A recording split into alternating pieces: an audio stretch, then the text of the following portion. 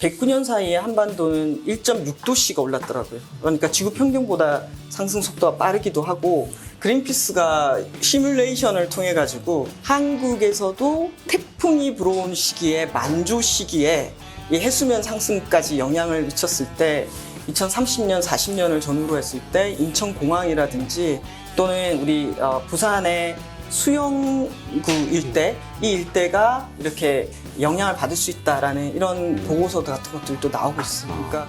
네, 안녕하세요. 아이디어로 세상을 바꾸는 채널 랩2050의 김중민입니다. 네, 안녕하세요. 이완재입니다. 안녕하세요. 녹색전환연구소 이유진입니다. 반갑습니다. 네, 오늘 녹색전환연구소의 이유진 부소장님 모셨습니다. 아, 진짜 반갑습니다. 정말 반갑습니다. 환대해 주셔서 감사합니다. 너무 동안이세요. 아니, 야, 여기서 우리 영상은 한 번도 안 한 멘트잖아요. 그렇죠. 네. 그동안의 게스트분들이 굉장히 진심을 말합니다. 진실이니까 할 수 없다. 이제 곧 반백살. 예. 그렇죠. 우리랑 뭐 하여튼 우리가 반성해야 되는 거죠. 그렇죠. 무슨 말씀? 곱게 살아야 하는. 예. 일단 유진 부소장님은 문재인 정부 때까지 사실 정부의 녹색 전환 정책, 기본적인 여러 가지 것들에 좀 많이 관여를 하신 건가요? 어떻습니까? 네. 정부위원회 예. 역할을 많이 했습니다. 위원회에서? 네. 그래서 초기에는 녹색성장위원회에 있었고, 네네. 또 2021년도 5월 달에 출범한 탄소중립 녹색성장위원회 위원으로도 있어서, 위원회 구조가 할 수 있는 것에는 한계가 있긴 하지만, 그래도 정책을 수립하는 과정에 참여했다라고 할 수는 있을 것 같습니다. 네, 정책 수립 과정에 참여는 하셨지만, 제 광운한 입장에서 봐도 사실 많은 것이 미흡하실 거예요. 그렇죠? 그쵸. 미흡한 부분이 많이 있으실 것 같고, 이번 정부 들어서 또 정부의 정책이 좀 일부 상당 부분 또 바뀌는 부분들도 또 있을 것 같고, 일반 국민들이 바라볼 때에도 아, 정부가 바뀌었는데 그 녹색 정책은 어떻게 바뀌는 거지? 라는 궁금증도 분명히 계실 것 같아요. 네네. 그래서 큰 틀에서 한번 녹색 전환 부분을 짚어보고, 특히 오늘은 그 탄소 중립의 문제가 우리한테 얼마나 심각한 문제인지를 다시 한번 우리 전문가 이유진 부소장님의 입을 통해서 한 번 더 우리가 배워보는 시간을 갖는 게 또 의미가 있을 것 같습니다. 일단 지금 현재 우리에게 정책이라고 하는 것은 중요하고, 또 정책을 통해서 세상을 좀 더 좋게 바꾸는 문제가 있고, 우리가 하지 않으면 안 되는 너무 절박한 문제가 있을 수 있는데, 녹색 탄소 중립의 문제, 이 기후 위기에 대한 대응의 문제는 후자인 것 같아요. 지금 우리 인류가 잘 대응하고 있는 건가요? 큰 틀에서 한번 평가를 내려주신다면 어떻습니까? 일단 인류의 대응이 기후 위기의 속도를 따라가지 못하고 있죠. 위기가 더 빠르게 현실화되고 있는 것 같은데요. 우리가 기후 위기라고 할 때 뭐 영국의 가디언지가 이제는 기후 변화가 아니라 기후 위기다라고 2019년부터 이런 표현을 하기 시작했는데요. 지구의 평균 기온이 올라가고 있는 거예요. 지구 평균 기온이 올라갔는데, 이 지구 평균 기온이 올라가면서 이 기상 체계, 지구의 기후 체계에 큰 변화를 일으킬 정도의 이제 위기 상황이 전개되고 있는데, 한 1850년대 기준으로 했을 때 지구 평균 기온이 한 1.1도씨 정도가 올랐거든요. 1850년보다 지금 1.1도씨. 1.1도가 올랐다. 예, 1.1도씨가 올랐는데, 그러면서 이 1.1도씨가 오른 지구에서는 바닷속의 산호초가 50% 정도 소멸을 한 상황이에요. 그런데 이게 1.5도씨가 오르게 되면은 바닷속의 산호초가 70에서 90%가 소멸을 하게 되고, 2도씨가 상승하게 되면은 99% 이상 소멸을 하게 되는데, 사라지는 거군요. 예, 아주 상징적으로 제가 바닷속의 산호초에 사라지는 이런 경향들만 말씀을 드렸는데, 지구 평균 기온이 올라가면서 뭐 전 세계적으로 지금도 일어나고 있는 산불이라든지 폭염이라든지 또는 해수면 상승이라든지 슈퍼 태풍이라든지 이 재난의 강도가 점점 더 강해지고 있고, 이게 앞으로도 더 심각하게 전개될 것이다라는 게 지금의 전망인데, 그 원인이 인간이 배출한 온실가스가 있기 때문에 그걸 줄여야 되는데, 이 줄이는 것이 실제로 작동하지 않고 오히려 배출이 늘어나고 있다라는 게 딱 현재의 현실이다라고 보시면 될 것 같아요. 여전히 배출은 늘어나고 있는 네, 늘어나고 있는 거. 네. 코로나 이후에 다시 반등해서 총 배출량이 늘어나기 시작한 거죠. 예. 코로나 시기를 맞아서 잠시 주춤했으나 다시 반등하고 있는 그런 상황이다. 그렇죠. 예. 전 세계적으로 보면 잘하고 있는 나라와 못하고 있는 나라 나뉘게 됩니까? 어떻습니까? 사실 이 기후변화 문제가 심각해지면서 이 문제를 해결하려고 국제사회가 노력을 해왔어요. 1990년대부터 주로 집중해서 해왔는데, 그래서 기후변화 협약이라는 걸 만들어서 기후변화의 원인에 따라서 배출을 규제하기 위한 흐름들이 있었고, 거기에 97년도에 이제 교토의정서는 다 알고 계시잖아요. 예. 선진국이 먼저 온실가스를 줄이는 교토의정서가 97년도였고, 그럼에도 불구하고 이 배출 총량이 계속 늘어나게 된 거죠. 애초에는 지구 평균 기온 올리는데 누가 기여했냐? 선진국이다. 너네부터 먼저 줄여라. 이렇게 됐던 것이 지구 배출 총량이 막 늘어나면서 2015년도에는 파리 협정이라는 걸 통해 가지고 모두가 같이 줄이기로 약속을 한 상황인 거죠. 그래서 이렇게 파리 협정에 따라서 우리가 지구 평균 기온을 1.5도씨 그걸 넘지 않도록 합의를 한 상황인데, 실제 그 1.5도씨를 넘지 않기 위해서는 해야 될 숙제가 상당히 많음에도 불구하고 이렇게 막 가축률이 막 떨어지는 경로에 있는 것 같지는 않아요. 그래도 교토 체제에 따라서 온실가스 줄이기로 약속했던 유럽 국가들, 유럽은 90년대보다 한 23% 정도 줄였거든요. 또 영국 같은 경우에는 40% 이상 줄이기도 했어요. 예. 실제 줄인 나라들도 있지만 세계적인 총량은 계속해서 증가하고 있는 추세다라고 보시면 될 것 같아요. 그 파리 협정이 트럼프 대통령 때 미국이 탈퇴했던 네. 그 협정인 거죠. 그럼 2015년도에 맺어진 지금의 이제 전 세계의 기후 위기 대응을 위해 국제사회가 약속한 체제라고 할 수가 있고, 트럼프가 탈퇴했다가 바이든이 복귀를 한 약속 체제라고 할 수 있습니다. 우리 부사장님께서 1.5도씨 말씀하셨는데 그냥 숫자라고 치부할 수도 있겠지만 네. 되게 의미 있는 숫자인 거죠. 네. 완전히 지금 공부 좀 했죠. 그렇죠. 1.5도씨 1.5도. 뭡니까? 의미가 뭡니까? 1.5도가 1850년 아까 말씀하셨는데 산업화 이후에 그때 기온보다 요만큼까지 오르면, 이거보다 더 오르면 굉장히 큰 문제가 생기기 시작하고, 근데 2도까지 오르고 나면 그러면 정말 괴멸적인 상황이 온다, 이렇게 합의를 한 그런 수치죠. 2도. 그러니까 2도 정도 지구의 온도가, 평균 온도가 상승하면 지구가 자정 능력, 다시 돌아갈 수 있는 회복 탄력성이라고 해야 되나요? 그런 능력을 상실하고 완전한 기후의 괴멸이라고 해야 될까요? 생태계의 붕괴라고. 아주 뭐랄까 재난적인 변화로 갈 수 있다라고 과학자들이 경고를 하는 거죠. 그렇죠. 그런데 저는 지금 상태도 재난이라고 할 수가 있고, 그래서 우리가 이미 위기라고 표현을 하는 거고, 그리고 지금이 1.1도씨인데 오늘 하루도 전 세계의 79억, 그러니까 80억에 달하는 사람들이 얼마나 또 열심히 또 살겠습니까? 그래서 산업 현장에서 또는 이동을 하기도 하고 논밭을 일구기도 하고 이런 여러 가지 이 인간의 경제 활동이 오늘 하루의 대기 중에 온실가스를 축적하고 배출하는 일로 이어지게 되고, 이렇게 대기 중에 온실가스 농도가 높아지게 되면은 지구 온도가 계속해서 올라가는데, 지금이 1.1도씨고 그리고 1.5도씨, 2도씨, 3도씨, 4도씨, 5도씨 쭉 올라갈 수 있단 말이에요. 그런데 이제 파리 협정 당시에 이게 계속 올라가면 안 되니까 지구 평균 기온 상승의 마지노선을 논의를 하자. 적어도 우리가 합의해서 그 선은 넘지 않도록 논의를 하자라고 했고, 그 논의의 결과물로 2018년도에 우리나라 인천 송도에서 IPCC 기후변화에 관한 이 정부 간 협의체의 1.5도씨 특별보고서가 나오게 됩니다. 이 보고서가 상당히 의미가 있거든요.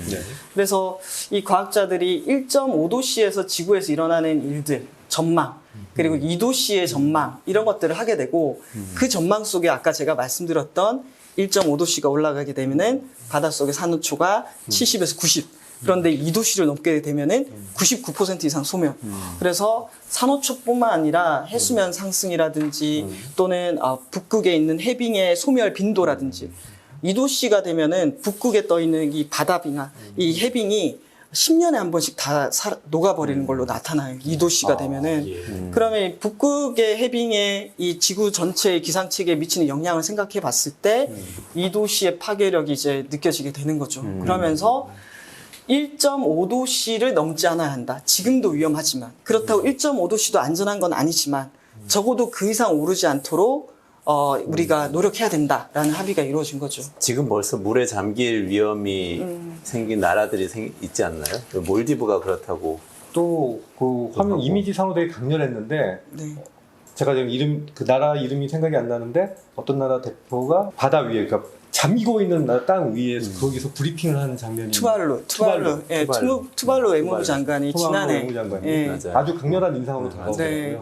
이전에 육지였던 곳이 네. 해수면이 상승하면서 바다로 바뀐 그 지점에서 연설을 했죠. 현장의 사진이 책 한 권보다 더 강렬한 영향을 발휘할 때도 있는 것 같습니다. 근데 저는 궁금한 점이 있어요. 아까 그 처음에 교토 프로토콜은 선진국들끼리의 협약이었는데 파리 협정은 모든 나라가 다 대상이 됐다고 하셨는데 물론 투발루처럼 네. 좀 어려운 국가인데 피해의 대상이 된 경우도 있지만 또 많은 사실 개발도상국들이 이렇게 주장하잖아요. 유럽은 탄소 중립할 수 있다. 왜냐하면 제조업을 다 개도국으로 보내서 우리가 힘들고 어려운 일, 그 석탄 떼야 되는 일 우리가 다 해서 제품 만들어서 유럽에 갖다 주니까 그러면 우리한테 그걸 너무 강요하는 거는 자기들은 옛날에 석탄 떼서 돈 다 벌고 자본 축적해서 축적한 자본으로 잘 먹고 잘 살면서 우리한테 너무 고통을 강요하는 거 아니에요? 이게 불평등 가져온다는 이런 측면도 또 있지 않아요? 네, 저는 그런 측면들도 분명히 있고 그러다 보니까 공동의 차별화된 책임, 그래서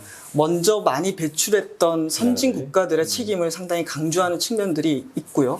그리고 전 세계 200개 나라가 넘지만 그 200개 나라 중에 상당수는 감축에 대한 의무보다는 기후변화로 인해서 적응에 대한 지원이 필요한 것들이 많아요. 그러니까 늘 이런 기상이변의 피해를 입게 되는 아시아 지역 주요 국가들, 아프리카 지역들, 그다음에 해수면 상승으로 정말 가라앉고 있는 섬나라들, 이런 것들은 적응적인 측면에서의 대책들이 필요하고요.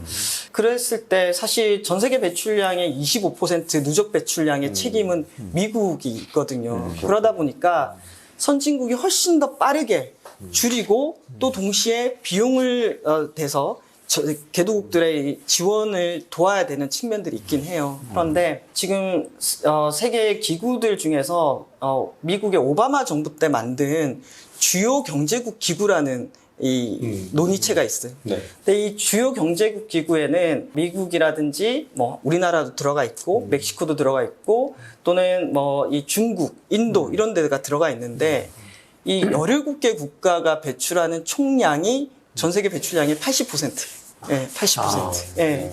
그래서 사실 모두에게 아주 강력한, 모두가 다 줄여야 되는 건 맞아요. 하지만 사실 전 세계 배출량에서 주요 경제 국가들의 책임들이 매우 크다. 거기에 대해서 좀 집중하는 필요가 있다라고 생각이 듭니다. 특히 한국 같은 경우도 교토 때는 개도국이라고 인정하면 이렇게 입장을 내세워가지고 교토 체제에 안 들어갔잖아요. 근데 지금은 누구도 한국이 이 선진국들이 사다리 걷어차기 위해서 이거 하는 거 아니냐라고 얘기할 수 있는 상황은 절대 아니다라는 거죠. 우리가 이제 상당한 책임을 져야 되는 국가다라고 보시면 될 것 같아요. 예. 우리의 산업 구조랄까 이런 부분들이 좀 변해하는 그런 절박한 문제들이 있는데 네. 잠시 뒤에 좀 더 자세히 나눠보도록 하고 말씀하신 대로 선진국들의 책임이 있는데 보면은 뭐 전임 정부긴 하지만 도널드 트럼프 미 행정부 때 온갖 종류의 또 뭐랄까 사람들 놀라게 하는 행동들을 많이 했어요. 네. 뭐 기후변화에 대해서 탈퇴하기도 하고 저는 인상적인 장면이 트럼프 대통령이 산불 문제로 기후 변화에 따른 그런 증가 이런 것들에 대해서 질문 같은 게 있었을 때 과학자들이 그 문제를 알고 있다고 생각하지 않는다라고 하는 쇼킹한 발언을 해가지고 또 세상을 한 번 더 놀라게 했는데 사실은 그런 식의 어떤 뭐랄까 그 행동들이 꼭 트럼프만의 문제는 아닌 것 같아요. 특히 선진국들이나 이런 쪽에 특히 미국이 한동안 트럼프 행정부 때 보여준 행동도 그러한데 아까 말씀드린 대로 개도국 입장에서는 좀 이해하지 못할 수 있는 그런 행동들이기도 하고 네. 그럼에도 불구하고 이제 국제사회가 기후변화는 존재하지 않는다 한다를 가지고 오랫동안 과학적인 검증을 시도를 해왔고 그래서 만든 게 1988년도에 IPCC라고 기후변화에 관한 정부 간 협의회 이걸 IPCC를 만들었고 거기서 이렇게 보고서들을 계속 내고 있어요. 지금 6차 보고서까지 갔고 그 보고서의 전반이 계속해서 이 기후변화라는 게 그냥 일어나는 것이 아니라 인간의 인위적인 경제 활동으로 인한 온실가스 배출이 거의 확실시된다. 인간의 원인이 있다라고까지를 규명해내고 증명해내는 게 지금 한 30년 정도의 역사가 되다 보니까 이제는 이 원인을 파악하는 게 문제가 아니라 어떻게 누가 책임지고 실제 이 문제를 해결할 것인가에 대해서 좀 포커스가 맞춰지는 상황인 것 같습니다. 네. 사실은 지금 간빙기가 와야 될 때라는 얘기도 있던데요. 그러니까 빙하기 비슷한 온도가 내려가야 될 때인데 지구 전체 조정 차원에서는 좀 추워져야 되는데 추워질 시기가 왔는데 그러지 않다는 게 상대적으로는 더 많은 기후 변화의 영향이 인간이 미친 영향이 인간이 너무 더 열심히 영향을 살아서 미치고 있는 걸 수도 있다. 너무 많은 석유를 떼고 너무 많은 자동차를 인간은 타고 아무튼 부지런한 게 문제긴 해요. 정말 짧은 시간에 예. 지구 평균 기온을 올리는 일을 하게 된 건데 그 기저에는 우리가 온실가스 종류에는 한 7가지 정도가 있는데 인간의 인위적으로 배출해서 지구 평균 기온에 영향을 미치는 이 온실가스 중에서 가장 양이 많은 게 이산화탄소. 근데 이산화탄소가 폭발적으로 대기 중에 배출되게 된 경우가 바로 인간이 석유나 석유가스 사용량이 급격하게 지난 한 200년을 써왔지만 최근 한 50년 사이에 급격하게 소비가 이렇게 늘어나기 시작했잖아요. 그래서 정말 짧은 시간에 많은 화석 에너지의 사용이 기후 위기를 초래했다라고 볼 수 있습니다. 네. 그러면 이게 심해지면은 예를 들면 투발루에서 일어나는 그런 일이 그냥 우리나라 어디 뭐 미국의 플로리다라든지 뭐 우리나라의 어떤 해안 도시 뭐 부산이라든지 이런 데서도 일어날 수 있게 되는 건가요? 실제로 이 그린피스가 시뮬레이션을 통해 가지고 한국에서도 태풍이 불어온 시기에 만조 시기에 이 해수면 상승까지 영향을 미쳤을 때 2030년, 40년을 전후로 했을 때 인천공항이라든지 또는 우리 부산의 수영구 일대, 이 일대가 이렇게 영향을 받을 수 있다라는 이런 보고서 같은 것들도 나오고 있어요. 그러니까 우리나라 같은 경우에도 해수면 상승의 영향, 우려 이런 것들이 있는 거죠. 저는 전에 한번 그 전라남도에 완도 있잖아요. 완도군에 갔는데 완도 전복이 되게 유명하잖아요. 군수님을 만났어요, 제가. 그랬더니 요즘 걱정이 뭐냐고 여쭤보니까 전복이 없어질 것 같다고 그랬어요. 수온 상승. 네, 수온이 변하면서 실제로 그 수확할 수 있는 그 어류의 종이 바뀐대요. 근데 그거는 사실 군의 주민들 입장에서는 생계가 달려 있는 거라서 그렇죠. 아주 심각하게 그 대응을 얘기를 하시더라고요. 실제 농사 짓는 분들은 지금도 지금 비가 안 내려서 가뭄이 아주 극심한 상황이 있지 않습니까? 그래서 이게 농사를 지으면서 그 수확물에 기대서 살아가시는 분들한테는 최근에 일어나고 있는 이런 변화가 상당히 급격한 고통이 될 수도 있죠. 특히 보면은 지난해 기상청에서 우리나라 한반도의 109년간의 기후변화에 관한 보고서를 써냈는데 그 보고서를 보면은 109년 사이에 한반도는 1.6도씨가 올랐더라고요. 그러니까 지구 평균보다 상승 속도가 빠르기도 하고 그리고 확실하게 여름이 20일이 늘었어요. 네. 예, 여름이 20일이 늘다 보니까 폭염 피해나 이런 것들이 늘어나고 또 강수량은 늘었는데 강수 일수는 또 줄었어요. 예. 그래서 집중해서 비가 쏟아진다든가 이렇게 강수 일수가 줄었기 때문에 가뭄이 점점 더 심해진다든가 이런 것들이 이미 뭐 현장에서는 일어나고 있으니까요. 그래서 2022년도에 산불 그 울진이나 삼척 일대 그리고 밀양에서 지금 발생되고 있는 산불 이런 것들도 가뭄과 이 연결이 이 기후 변화하고 강수량이라든지 이런 것들하고 다 연결돼 있다라고 볼 수가 있습니다. 우리나라 진짜 가뭄 것 같아요 요새. 비가 잘 안 오고 비가 잘 안 오고 올 때는 폭우가 오고 그거는 확 느낄 수 있는데요. 네. 아까 구조에서 제가 좀 궁금한 점이 있는데 파리 협정 있잖아요. 그러면 각 국가별로 어쨌든 다 어떤 의무가 생긴다는 거죠. 협정에서 합의한 국가별 의무가 있고 이 구조를 좀 설명을 해 주실 수 있나요? 네. 또 국가는 어떻게 그걸 이행을 하는지. 네, 파리 협정에 따라서 이제 각각의 국가들이 이 자발적으로 온실가스를 얼마만큼 줄일지에 대해서 국제적으로 약속을 하게 됩니다. 원래는 이런 감축 목표를 좀 규제를 갖자라고 했었는데 국가별로 너무 처한 상황도 다르고 그리고 이 지구 평균 기온 상승에 영향을 미친 책임의 정도가 또 다르고 네. 경제적 역량도 너무 다르고 그래서 자발적인 감축 목표를 설정하라고 해서 지난 2019년, 20년을 중심으로 해서 각국의 온실가스 감축 목표를 설정하게 됩니다.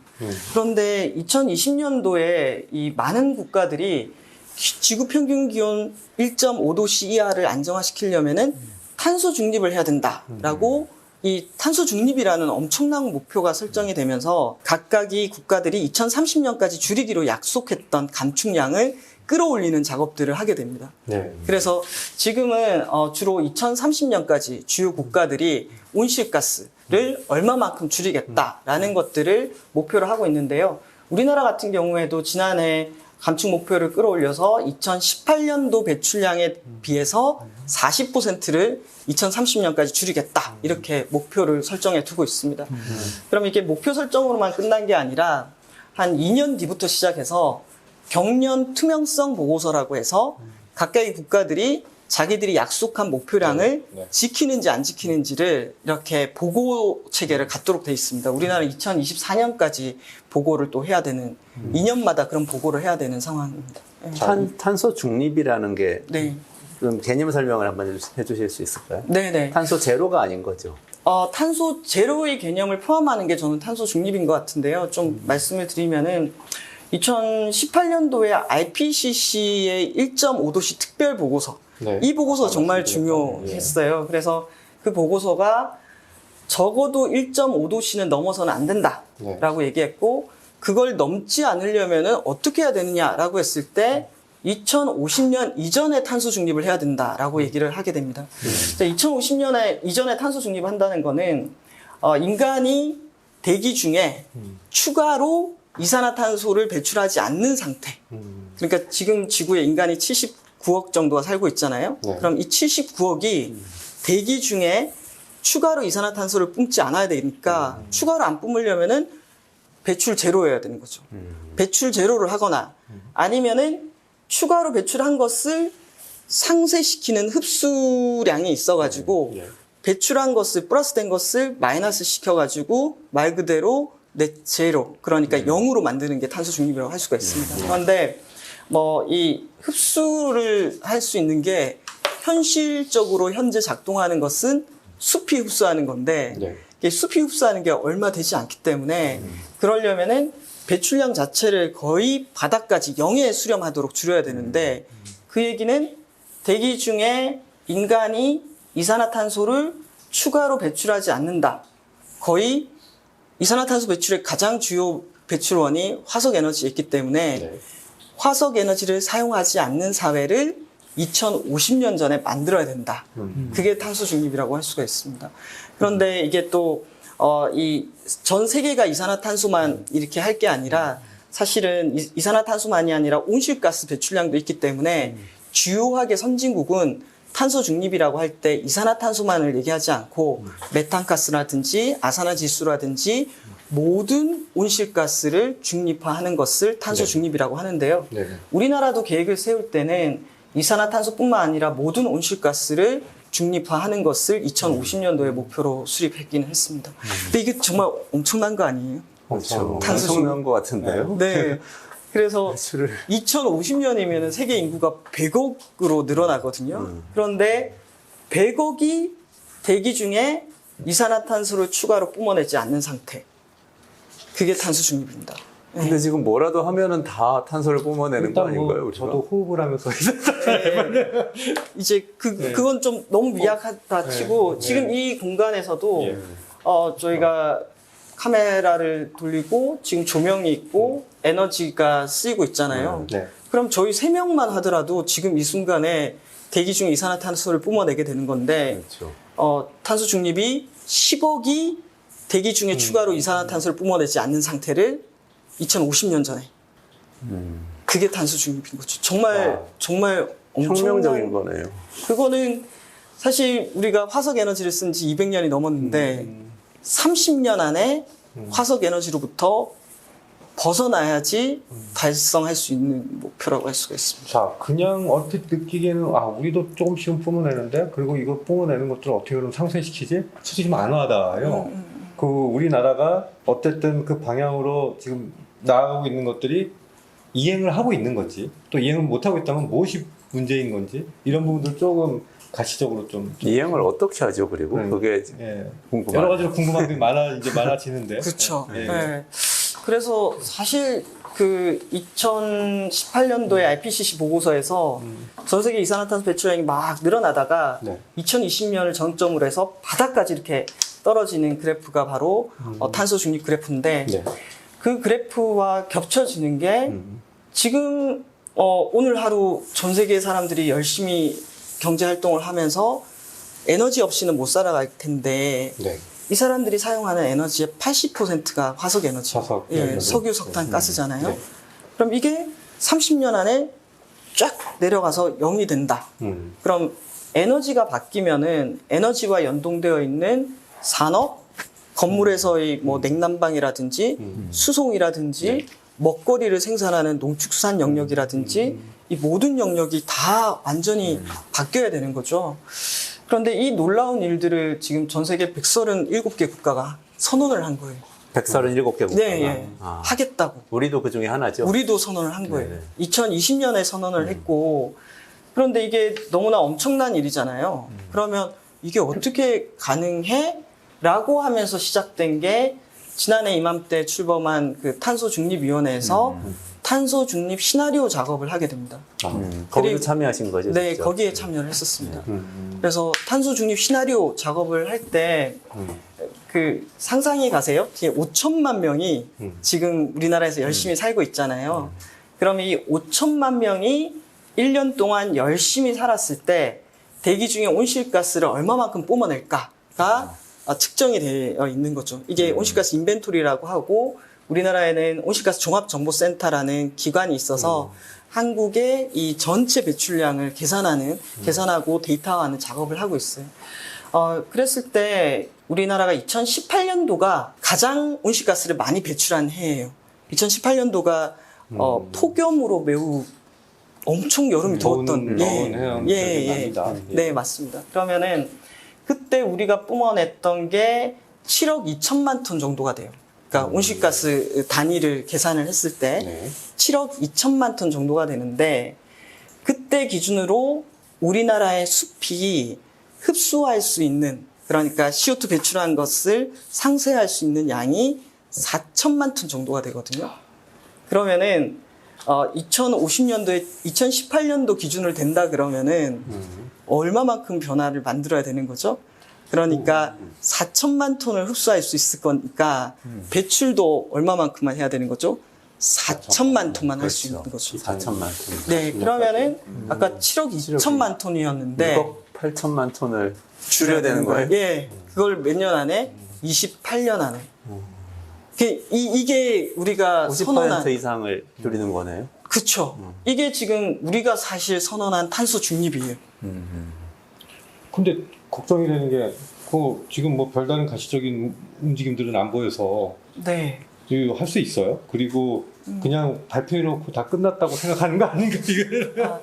그래서 정권은 바뀌었고 또. 그래서 요즘 이제 하도 기후 변화, 기후 위기에 관한 언론 보도도 많이 나오고 탄소 중립에 관한 얘기들도 많이 나오고 있지만 방금 들으신 것처럼 우리가 7억 2천만 톤을 배출하고 있는데 이걸 거의 뭐 6억 8천만 톤 수준으로 거의 뭐 10분의 1 이상 줄여야 된다. 거의 엄청난 지금 배출하는 양의 90% 이상을 줄여야 된다. 네. 이게 탄소 중립이다라는 것들이 우리 안에 다 합의가 돼 있고 그 정도를 하려면은 한국 사회의 지난한 경제 이 성장의 경로를 완전히 뒤집는 사회 대전환이 일어나야 된다라는 이 규모에 대한 이 체감 이런 것들이 아직 우리들 속에 잘 안 되어 있는 것 같아요. 물론 저도 이 탄소 중립이란 게 어떤 것인지를 지난해 탄소 중립 시나리오 작업을 한 3개월 정도를 해보면서 이제 감각을 하게 된 건데요. 그러려면은 이제 미래 추산을 합니다. 우리 여기 연구소가 랩 2050이잖아요. 2050까지의 이 미래를 정해놓고 지금이 7억 2천만 톤인데 그 구성 요소가 있을 거 아니에요. 우리나라에서 온실가스 가장 많이 배출하는 영역이 전기를 생산할 때. 전기 생산할 때. 왜냐면 화력 발전소에서 석탄 발전소라든지 전기 만드는 과정에서 이제 석탄이나 가스를 사용하면서 배출을 많이 하거든요. 그러면은 제일 큰 분야가 전력 생산 과정에서 배출되는 양이 있을 거고, 그 다음이 산업.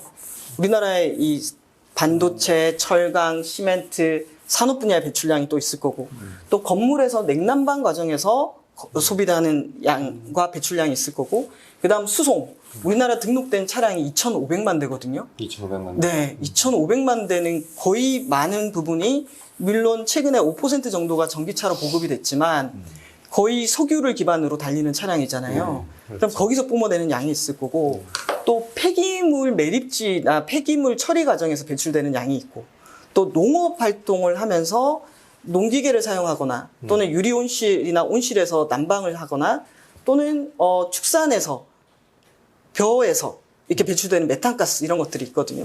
그럼 이런 것들을 차곡차곡 쌓아 올린 결과가 7억 2천만 톤이잖아요. 네.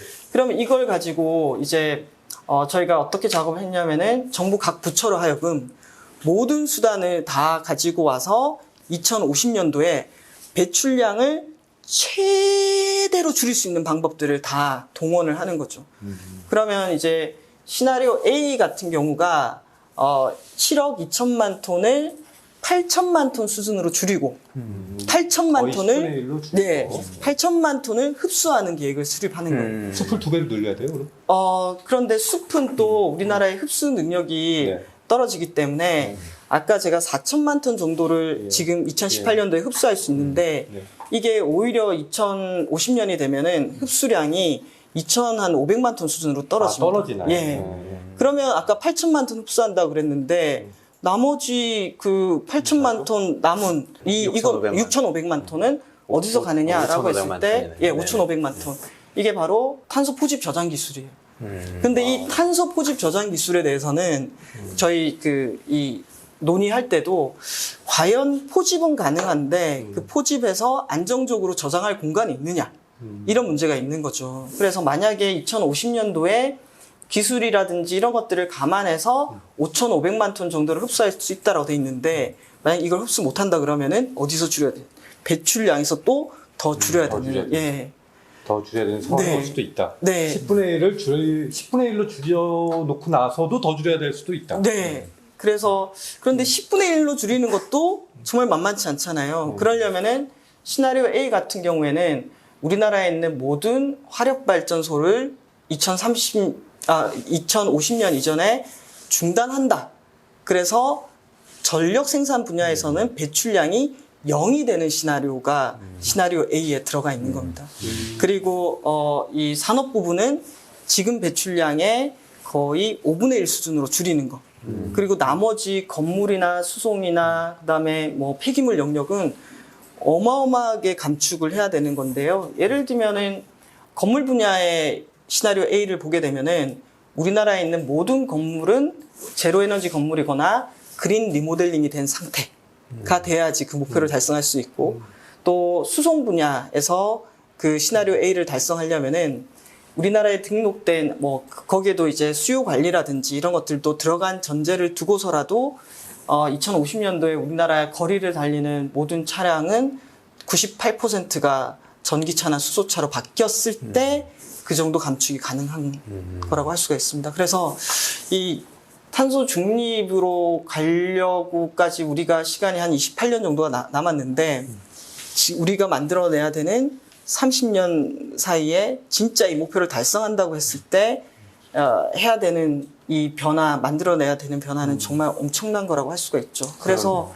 제가 어제 한국노총에 있는 분들하고 탄소 중립 관련해서 이야기를 했는데 이제 거기 계시는 분들도 이거 너무 무서운 시나리오다. 정말 이게 이렇게 된다고 하면은 이 배출 총량을 이렇게 줄이는 과정에서 산업의 전환이라든지 노동자의 일자리 문제라든지 이 급격한 변화가 사회에 가지고 올 충격이라든지 이런 것들은 충분히 논의되지 않은 거 아니냐라고 얘기하셨는데 저는 그게 맞는 거죠. 왜냐하면 지난해 저희가 국제사회가 탄소 중립 목표로 달려가고 2030년 목표를 막 끌어올리다 보니까 매우 단기간에 시나리오 작업을 처음으로 해본 거예요.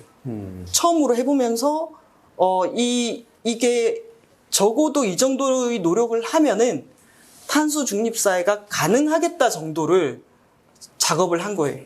그런데 이것을 현실에서 구현을 하려면은 에너지, 산업, 건물, 수송, 폐기물, 농축수산 그리고 아까 숲을 확보하는 것부터 시작해서 네. 우리를 둘러싼 모든 풍경이 완전히 바뀌어야 되는 거고 이걸 실제 우리가 해내기 위해서 감내해야 될 일들이 어마어마한 거라고 할 수가 있어요. 너무 엄청난 문제일 것 같은데 네. 그 사회적 부담에 대해서는 좀 확 프레셔가 오는 게 느껴질 것 같은데 어떻습니까? 일단 딱 듣기만 해도 우리나라 자동차 강국이잖아요. 자동차로 먹고 사는 사람 얼마나 많아요. 뭐 현대자동차, 기아자동차 빼고라도 부품업체 다 빼고라도 카센터, 주유소 뭐 이게 우리 정말 서민들 어려운 분들이 다 하루하루 벌어먹고 사는 정말 그 싹 없어지는 거죠. 일단 전기차로 다 100% 바꾼다. 맞습니다. 일단 싹 없어져요. 전기차는 또 부품도 많이 안 들어가서 뭐 3차 벤더, 그러니까 3차, 4차 협력업체들 지금 자동차 업계가 생태계를 그렇게 구성하고 있는 것 같은 생태계도 안 만들어지거든요. 그냥 완성차에서 만들어서 배터리 정도 갖다가 소프트웨어 딱 끼면 되는 거예요, 차가. 그러면은 그 일자리 일단 엄청난 조정이 있겠죠. 그러네요. 발전소도 마찬가지예요, 발전소도. 네, 발전소 우리나라 석탄 발전소 60개 정도가 그렇죠. 있는데 석탄 발전소 같은 경우에는 단일 배출원으로 가장 많은 이산화탄소를 배출하기 때문에 우리가 단기간에 온실가스 배출량 줄인다고 그랬을 때 석탄 발전소 폐쇄를 가장 많이 얘기하거든요. 그러면은 우리나라 석탄 발전소의 절반이 또 충남에 위치해 있어요. 그래서 이제 신규로 안 짓고 석탄 발전소는 빠지는 일만 남았는데 석탄 발전소 폐쇄 연도를 당기게 됐을 때 기후위기 대응을 위해서 당연히 당겨야 되지만 그에 대해서 노동이나 지역 경제에 대한 대책들은 얼마만큼 단단하게 만들어져 있냐 이런 준비가 같이 가야지 되는 일인 거죠. 정부가 시나리오 만드는데 그런 이행 계획이나 이런 구체적으로 안 당겼나요? 현재 2050년 탄소 중립 시나리오는 이 시나리오상으로 이런 미래가 앞으로 가야 되는 방향이고 그런 미래를 가기 위해서는 각각의 분야별로 이런 정책 수단이 필요하다 정도가 이제 시나리오에 담긴 거고요. 언론적인 것만 예. 일단 봐야겠네요. 그런데 여기서 매우 구체적이고 당장의 숙제로 떨어진 게 바로 2030년의 목표입니다. 이제 파리 협정에 따라서 2030년까지 각각의 나라들이 줄이겠다고 했던 목표. 그 목표에 따르면은 이제 우리나라 이 2018년도가 7억 2천만 톤 정도가 되면은 그거를 이제 4억 3천만 톤 수준으로 2030년까지 줄여야 돼요. 그러면 지금 현재 저희가 한 1억 톤 정도 코로나나 뭐 이런 여러 요소로 인해서 최고치에서 내려가 있는 상태인데 네. 지금부터 8년 사이에 2억 톤 이상을 줄여야지 목표를 달성할 수가 있습니다. 그래서 2030년의 목표는 이제 8년 남은 목표이기 때문에 탄소 중립 녹색 성장 기본 계획이라고 그 계획에 아주 구체적으로 연도별, 부문별 감축 목표를 설정을 해가지고 아주 세부적인 이행 방안으로 만들어질 계획입니다. 그런데 최근에 이제 윤석열 정부 출범하면서 나온 국정과제 110대 계획을 보면은 요 계획이 내년 3월까지 만들어진다라고 되어 있는 거죠. 내년 3월까지 만들겠다. 내년 3월까지. 원래는 이제 2월까지는 좀 만들어지는 게 목표였었는데 이제 우리가 선거를 거치고 정부가 바뀌면서 이 계획 수립이 내년 3월로 조금은 미뤄진 상황이라고 할 수가 있습니다. 그래서 지난 그 2030년 목표를 수립할 때 그때 부문별로는 NDC라고 해서 이 감축 계획들을 만들었어요. 그래서 발전 부분만 보더라도 2018년 대비 2030년까지 44% 줄인다. 그리고 산업 영역은 2030년까지 2018년도의 배출량의 15%를 줄인다. 그래서 부문별 이렇게 감축 목표들이 나와 있는데 새 정부 들어서면서 총량 목표는 건드리지 않되 이행 수단과 방법을 매우 현실화하겠다라고 얘기를 하면서 현실화하겠다는 게 무슨 의미입니까? 이전 정부가 이 수립한 계획은 현실 가능성이 없으니 매우 완화해주겠다? 현실적인 계획을 수립하겠다라고 하는데 저는 2030년의 목표도 이렇게 부문별로 감축 목표를 정할 때 예를 들면은 거의 폐기물 분야는 47, 48%를 줄여야 됩니다. 네. 2030년까지. 네. 어마어마한 목표를 8년 만에 예. 반으로 줄여야 돼요. 그래서 실제 환경부가 이 목표를 달성한다 그랬을 때는 우리나라 폐기물 정책을 완전히 개혁하지 않으면은 이 목표를 달성할 수 없는 거죠. 그리고 예를 들면은 건물하고 수송 분야는 2018년도 목표 대비 30% 이상 줄이도록 돼 있거든요. 네. 그래서 사실상 우리나라 전체 매출량의 전기 사용하는 간접 부분까지 포함하게 되면은 산업 분야가 가장 많이 배출을 합니다. 55% 이상이 산업 분야의 배출량이거든요. 우리나라 워낙 제조업 기반 국가이기 때문에 그러면은 산업 부분의 감축률을 저는 지금보다 훨씬 더 높였어야 된다라고 생각을 해요. 근데 15%잖아요. 상당히 감축률이 제일 낮게 받은 영역이 산업 분야입니다.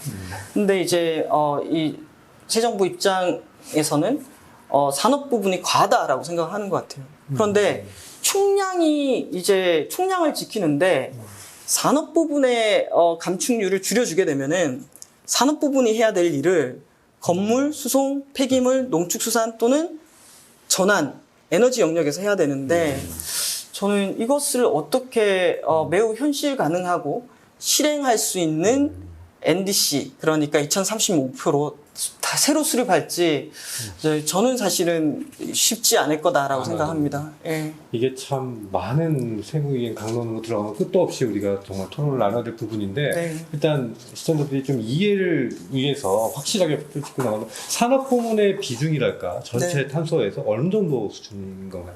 우리나라는 특히 많은데요. 아까 제가 우리나라 전체 배출량에서 이제 예를 들면 수치를 좀 보면서 말씀드리면은 네. 7억 2천만 톤 정도에서 네.